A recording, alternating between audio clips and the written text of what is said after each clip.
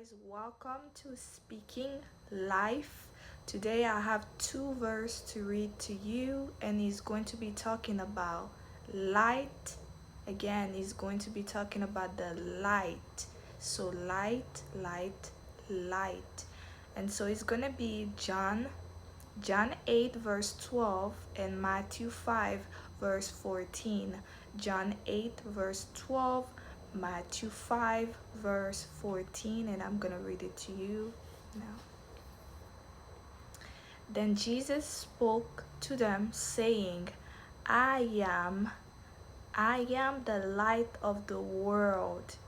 He who follows me will not walk in darkness, but will have the light of life. Again, Jesus spoke to his disciple. He said, I am the light of the world. He who follows me, he who follows me, he who follows me will not walk in darkness, but will have the light of life. Again, Jesus said, I am the light of the world. He who follows me will not walk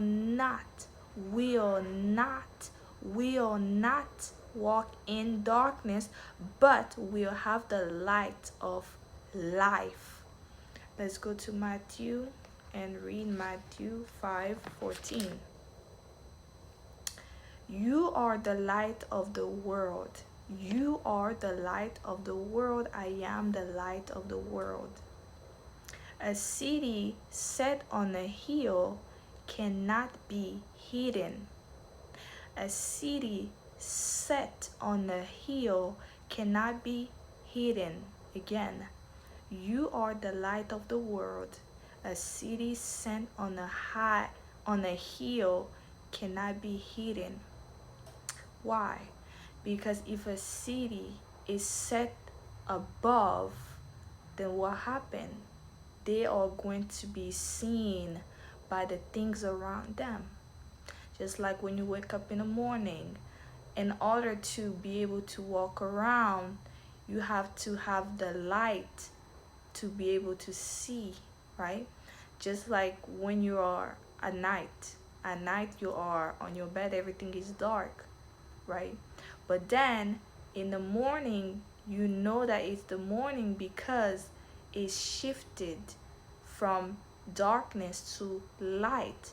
At night is dark, but even at night, the Lord has created the moon on purpose to be there during the night, so that even at night there is still light in the sky. Same thing, right? At night is dark, but in the morning there's light. But even though that is still remain light even at night, which is represented in the moon. If at night there were no moon, then it would be extremely dark, right? It's because of the moon that it gives a sense of clarity to people around to be able to see things around them, even though the light is not that bright, but it's still enough bright for people to see around them. That's why the Lord has said here, he said, you are the light of the world. Yes, you live in the world, but you are the light of the world. That means, again, here it said, a city set on a hill cannot be hidden. Even if you live in the world, but because you are the light of the world, even in the world, you remain light. As the body of Christ, you are the light of the world. You live in the world, but you still is light. So that means even though the world is dark, full of darkness, you remain the light that cannot be hidden by even the darkness. You remain the light that cannot be hidden even by the darkness. Why? Because we are the light of the world. That's what the Lord said. That's not what I say. That's what the Lord said. And everything the Lord say, we must believe. So that means you must say to yourself, I am the light of the world. What does the light do? Light brings clarity into darkness. Light exposes the darkness. So what does that mean? That means as the light of the world, your duty is to expose the darkness through the word of the Lord, by speaking about the light. Jesus is the light of the world. When he came, he didn't just sit around and do nothing. He came, he went around sharing the good news, the word of the Lord, the good news. He made sure to share it everywhere that he goes, so that it can bring light into people's life. That's why everywhere that Jesus went, there were light. People were being healed. People could walk, people could talk.